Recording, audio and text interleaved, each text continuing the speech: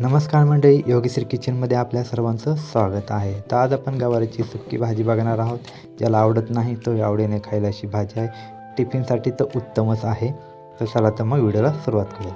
सुरुवातीला आपण गवार तोडून स्वच्छ धुवून घेतलेले आहे. साहित्यामध्ये बारीक चिरलेला कांदा, टोमॅटो, कोथिंबीर, कढीपत्ता, शेंगदाण्याचा कूट आणि 2-4 हिरव्या मिरच्या, 4-5 लसणाच्या पाकळ्या आणि कोथिंबीर ह्याचं आपण वाटण करून घेतलेलं आहे, ठेचा करून घेतलेला आहे. तर चला तर मग फोडणी करून घेऊयात.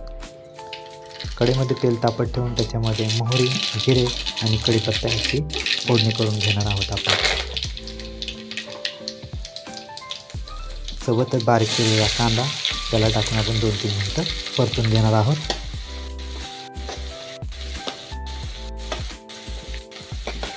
कांदा 2-3 मिनिटं परतल्यानंतर जो ठेचा केला होता तो आपण टाकणार आहोत त्याच्यामध्ये. त्यालाही आपण 2 मिनिटं परतून घेणार आहोत.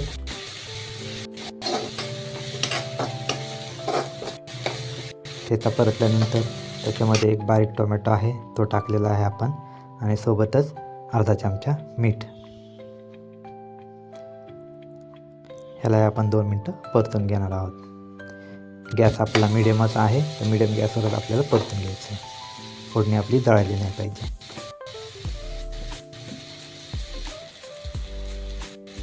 त्याच्यामध्ये अर्धा चमचा हळद आणि 1 चमचा गोडा मसाला तोही आपण टाकलेला आहे. त्यालाही आपण 2 मिनिटं परतून घेणार आहोत. परतल्यानंतर जी तोडून घेतलेले गवार आहे स्वच्छ धुवून त्यालाही आपण टाकून 5 मिनिटं आपण त्या गवारीला मिडियम गॅसवर परतून घेणार आहोत.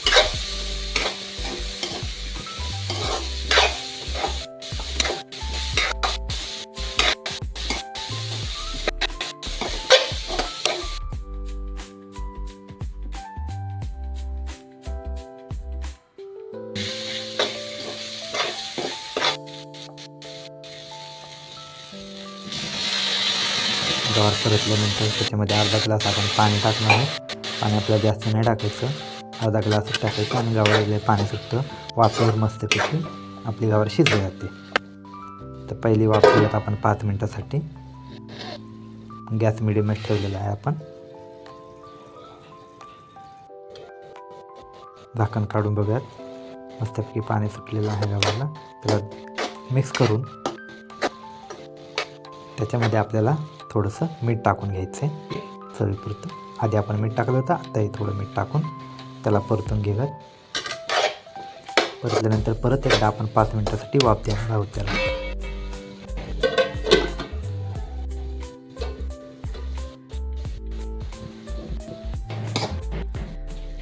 आपली गवार जवळ शिजलेलीच आहे. आता त्याच्यामध्ये आपण शेंगदाण्याचा कूट 2-3 चमचे आपण टाकणार आहोत. त्याच्यामध्ये शेंगदाण्याचं कूट टाकून त्यालाही 2 मिनिटं परतून घेऊयात आणि शेवटी एक शेवटची वाफ देऊयात आपण.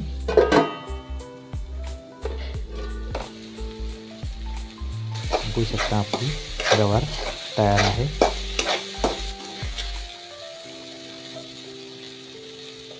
अशा प्रकारे गवार तुम्ही करून बघा, नक्कीच आवडेल.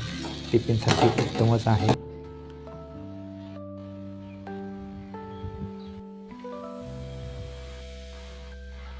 ही रेसिपी आवडली असेल तर आपल्या चॅनलला लाईक, शेअर आणि सबस्क्राईब करा. अशाच सरळ साध्या सोप्या घरगुती रेसिपी तुम्हाला आपल्या चॅनलवर बघायला भेटतील. तर तुमचा सपोर्ट असू द्या. धन्यवाद मंडळी.